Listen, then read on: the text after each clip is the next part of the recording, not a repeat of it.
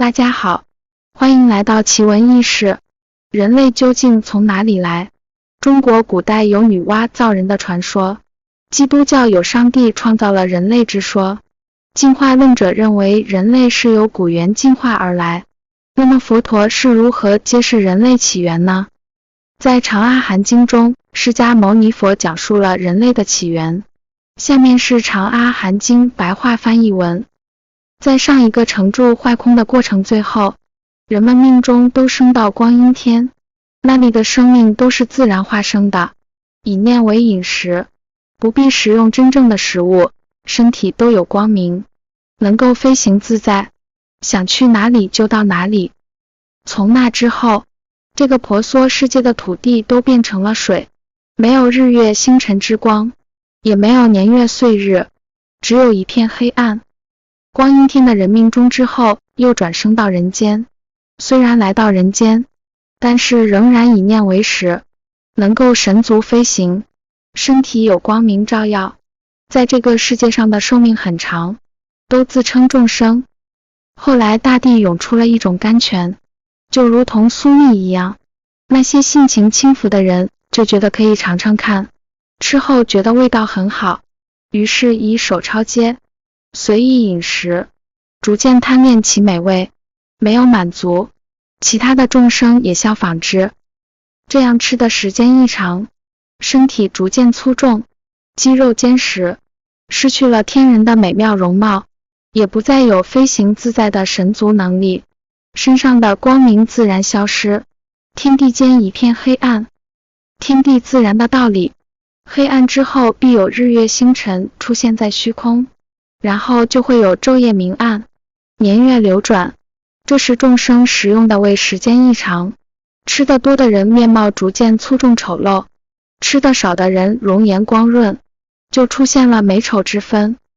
端正的人就出生较慢之心，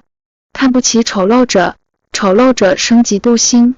憎恨容貌端正的人，众生之间就起了正直仇恨。这时甘泉自然枯竭，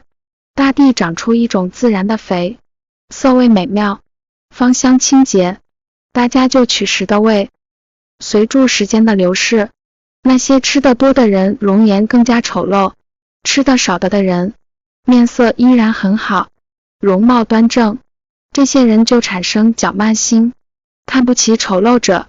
丑陋者更加嫉妒憎恨容貌端正的人，众生正讼逐渐加重，地肥也不再生长。这时大地生长出的是一种粗厚的肥，虽然也很芳香可口，但是不如以前的地肥。众生继续取食，一样的情景再次上演，人们的差异更加明显，相互的赠送也愈加严厉。粗厚的肥最后也没有了，后来大地生出的是自然的精米，没有糠皮，色味香洁，可以直接食用，于是大家取食精米。这样一段时间后，便分出男女，相互之间有了情欲，相互亲近。其他的众生看到后，就说你们的作为是不好的，不好的，排斥驱赶其人。过3个月后，才允许回来。佛告诉婆西吒，从前认为不对的，现在则认为理所当然。那时众生纵情自欲，没有节制，但是以惭愧心的缘故，建造房舍，经营其中，使情欲逐渐增长，于是便有了胞胎，不敬生子。那时自然精米随取随生，没有穷尽。这时有众生比较懒惰的，则觉得随吃随取很是麻烦，于是就一起取来1天的粮食。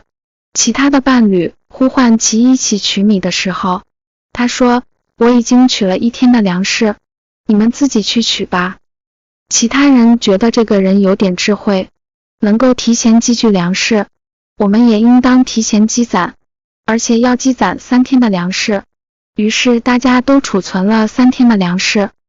后来有其他的众生也逐渐效仿，并且积存的粮食数量逐渐上升，3日、5日，如此不已。大家都竞相积攒粮食，精米荒芜，转而生出带有麸糠的谷物。大家见到这样的现象都很不高兴，忧虑迷惑，心想我们刚开始的时候以念为食，能够神足飞行，声光显赫，时间长了，地生甘泉，香美如蜜，饮用日久，颜色差别出现，食用少的色泽光润，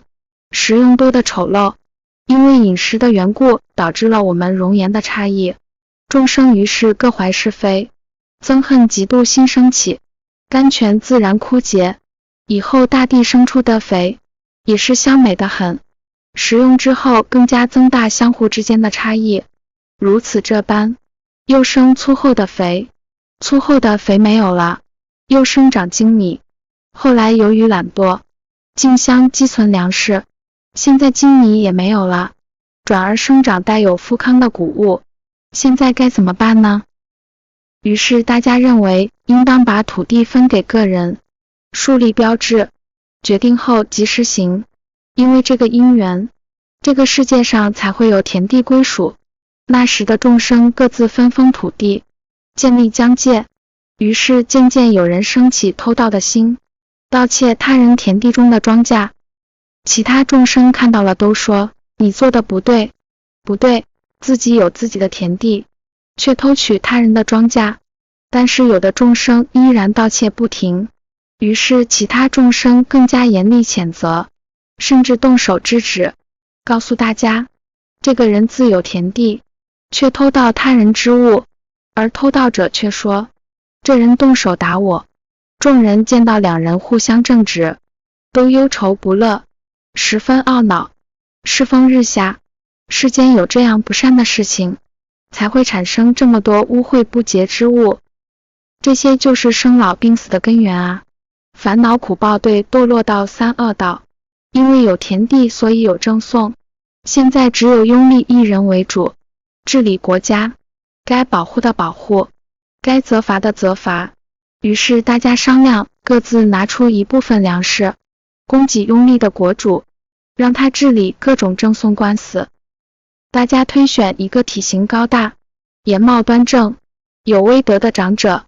对他说，我们现在推选您做我们的公正的国主，该保护的保护，该责罚的责罚，我们会一起供给您粮食。这样推选出的人听闻大家的申诉，判断受理大家的赠送官司，大家各自供给一部分粮食与他。此人又以善言安慰大家，众人听后皆大欢喜，一起称颂，太好了，大王。于是世间才有了国王的名称，以正法统治民众，所以称为沙利种姓，这样世间才有沙利的名称。这时众人中有人这样想，家实在是很大的负累和有毒的芒刺，我宁肯舍弃居家，独自住在山林之中。于是设家隐居，静默思维，到时候手持器皿外出，进入村落乞食。众人看到，都很愿意供养，并且称赞这人能够舍家隐居，独住山林，静默修道，舍离众恶，于是世间才有婆罗门的名字。后来又有的婆罗门不喜欢闲静坐禅思维，于是回到人间，诵念习咏为职业，又自称我不是修行禅定的人，于是世人称其为不修禅定的婆罗门。因为他们住于人间城市，所以称为人间婆罗门，这样才有婆罗门种姓。众生中又有人喜好经营产业，积攒财宝，